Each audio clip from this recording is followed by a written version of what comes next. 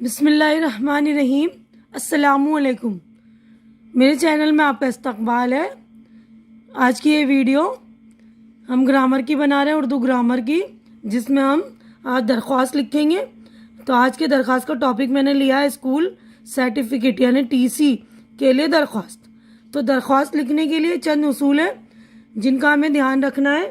تو سب سے پہلے جب ہم درخواست لکھتے ہیں تو صفحے کی جو ہے دائیں طرف جس کے نام درخواست لکھی جاتی ہے اس کا عہدہ اور پتہ، یعنی یہ رائٹ ہینڈ کی طرف ہمیں جو ہے درخواست لکھنے والے کا مطلب جس کو ہم مخاطب کر رہے ہیں، جس کو درخواست دے رہے ہیں، اس کو مخاطب کرتے ہوئے لکھیں گے اس کا عہدہ اور پتہ۔ یعنی جیسے یہاں لکھا جا رہا ہے نا، بخدمت جناب ہیڈ ماسٹر صاحب یا ہیڈ ماسٹر صاحب، قومی مڈل اسکول آزاد مارکیٹ، پھر یہاں محلے کا نام اور یہاں شہر کا نام، ٹھیک ہے نا۔ پھر ان کو یہاں پر اس کے بعد کم سے کم جو ہے لفظوں میں ہم مقصد کی وضاحت کریں گے کہ ہم کس مقصد کے لیے یہ ہم درخواست لکھ رہے ہیں۔ اس کے بعد ان کو مخاطب کریں گے کہ جناب والا یا محترم محترمہ وغیرہ، اور چند سطروں میں درخواست کی مقصد کی تفصیل بیان کریں گے۔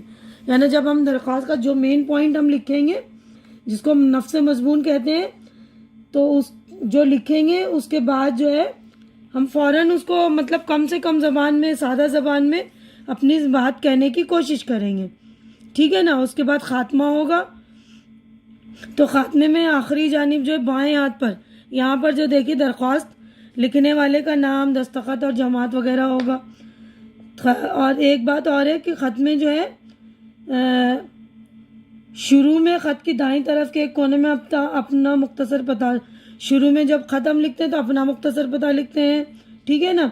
اور خط میں جو ہے لمبے چوڑے القاب، یعنی جب ہم محترمہ، جناب، صاحبہ، یہ بہت سارے القاب ایک ساتھ ہمیں نہیں لگانا چاہیے۔ ان چیزوں سے ہمیں جو ہے پرہیز کرنا چاہیے۔ اور زبان کا یعنی خط کا جو میٹر ہو، یعنی ہمارے درخواست کا جو زبان ہو، درخواست کی عام فہم زبان ہو، سادہ زبان ہو۔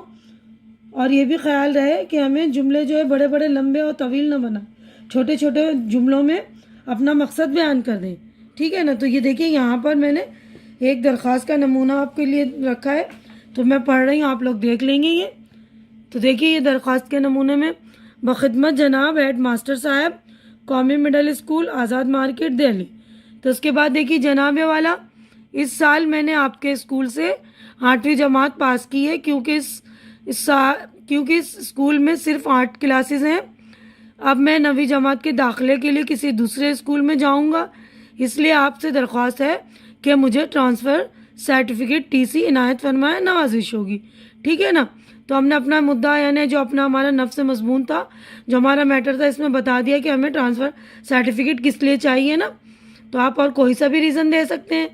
تو اب اس کے بعد ہم یہاں پر اپنا وہ لکھیں گے، آپ کا شاگرد، آپ اپنا نام یہاں پہ دیکھیے محمد اسلم لکھا، آپ اپنا نام جو بھی ہے آپ کا نام یہاں لکھیں گے، آپ اپنی کلاس لکھیں گے، جو بھی کلاس ہے آپ کی ABCD جو بھی ہے نا۔